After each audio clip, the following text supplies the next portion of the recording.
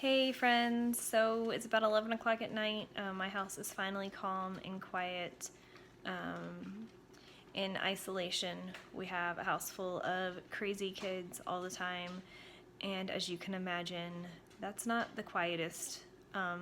So I wanted to be able to come on here and actually talk to you guys without the wild, crazy kids in the background. So I wanted to share the honey chicken recipe with you guys that I know I shared the picture of it a week ago. And I've been working on getting the video up for you guys. Life has been a little bit crazy in our house, but I just wanted to share a honey chicken recipe. It's so good. My kids have already asked for me to make it again, which is awesome. I have not bought any food that was prepared outside of our home since we went into this lockdown. We just decided it wasn't worth the risk of letting anybody else touch our food before or after it's been cooked. So for us, it's cooking at home and only cooking at home.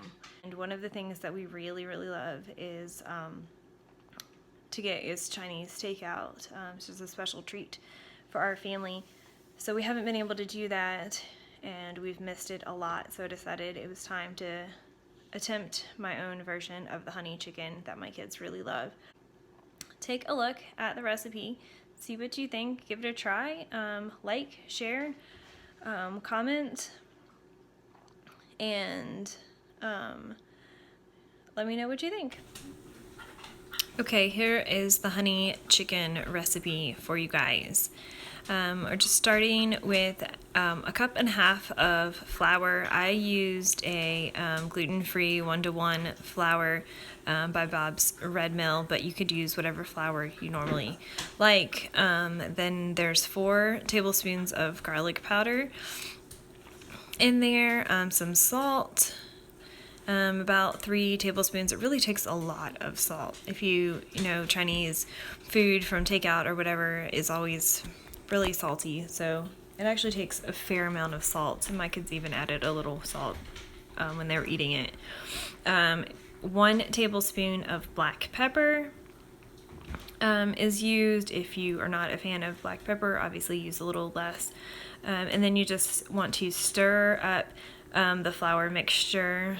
This is going to be your breading. So it sounds like a lot of spices, but obviously some are not going to end up on the chicken at the end. So then just chop up your chicken into bite-sized chunks.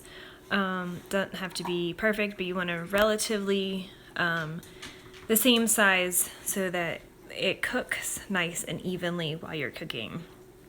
So just go ahead and chop all of that up and throw it into the flour mixture to bread it. Then just want to coat your chicken thoroughly with the flour and the seasoning mixture. Get it nice and coated for the breading.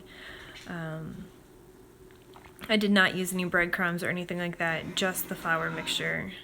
For the sauce, it's going to just be a 1/4 cup of honey and straight into the pot. And then you're going to add, it's kind of a lot of honey. The coconut aminos, you could also just use a soy sauce if you're not a fan of coconut aminos.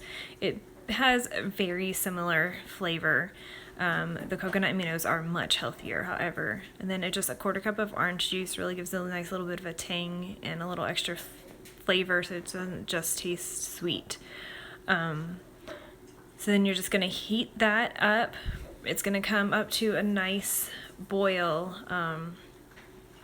And then as soon as it's boiling, you're going to take it off the heat. You'll see that here in a minute. While it's boiling, you can go ahead and pan fry your chicken. Make sure the oil is nice and hot. See where I drop it in and the bubbles start right away? That's how you know that it's good and hot. I'm doing it in a cast iron skillet.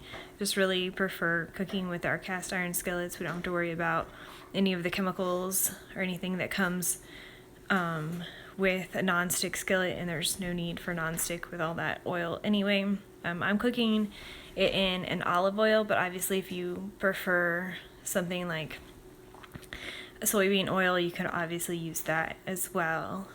While the chicken is frying, and obviously you need to keep a close eye on it, I'm chopping up broccoli while I let the chicken fry.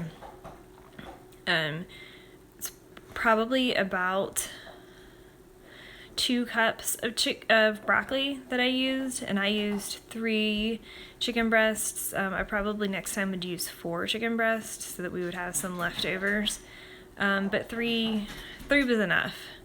So if you were going to use 4 chicken breasts, I would maybe do like 2.5 cups of broccoli. The broccoli does cook down some. So you can see, you're just going to make sure that you're flipping your chicken pieces occasionally to make sure that they're nice and browned all around and get a good crispiness to them. And there is the sauce coming to a rapid boil. I just turned the heat off as soon as it came up to a rapid boil, and I just stirred it pretty thoroughly. And as you can see, it just cools really quick and the bubbles drop down. And then as it's cooling, once I got it down and the bubbles stopped, I just let it sit on the stove and cool while the chicken finished cooking. And it has a really nice, pretty golden color from the honey. It's a nice, light, sweet sauce. So just continue browning up all your chicken, and as your chicken pieces are finished, it took probably, for me, maybe 3 rounds to fry all the chicken. So as the pieces finish and you're pulling them off, before you add another round into the pan, just put them in a bowl to the side, and obviously you'll keep adding to your bowl as you go, as you fry them. So when your chicken is all fried, you're going to just throw that broccoli into the hot oil and with all the chicken bits and pieces that are left, that's fine, no big deal. You're just going to do a really quick fry on them, just kind of soften them up nice, get that flavor on them. I didn't season the chicken at all, or the broccoli at all. Just added the sauce to them and fried them in the same pan with the chicken. Now you see me trying to stir with one hand while holding the camera with the other hand. But you want to coat everything nicely with the sauce and then just stir it, mix it up good. You can see the sauce kind of sits at the bottom, so you got to stir it around really good. Let everything get soaked up in that sauce, and then you just serve it over a bed of rice, and it is absolutely delicious.